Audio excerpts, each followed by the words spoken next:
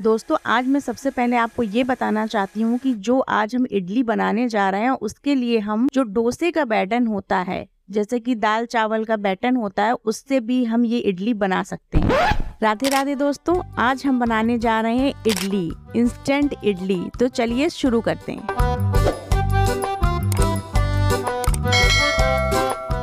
यहाँ पर हमने लिया है आधा किलो सूजी।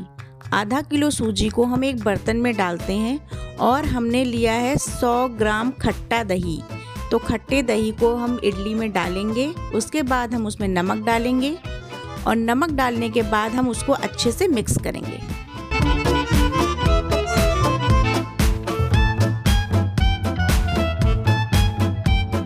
मिक्स करने के बाद हम उसमें डालते हैं थोड़ा सा इनो और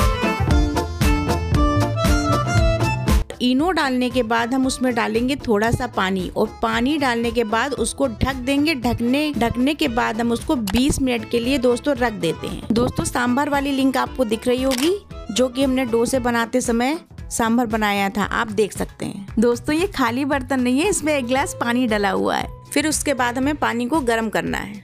आप देख सकते हैं कि सबसे पहले हम इडली स्टैंड में थोड़ा सा ऑयल लगा लेते हैं। अब हम बैटर को इडली स्टैंड में डालते हैं। हम इडली में मूंगफली का दाना डाल के भी बना सकते हैं दोस्तों।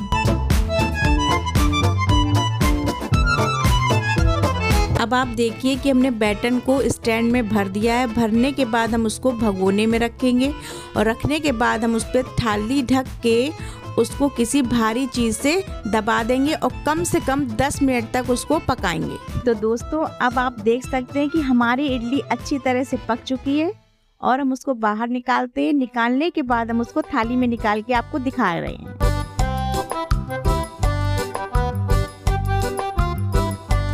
दोस्तों अगर आपको मेरा वीडियो पसंद आया हो तो प्लीज इसे लाइक करें, शेयर करें और सब्सक्राइब करें। Thank you.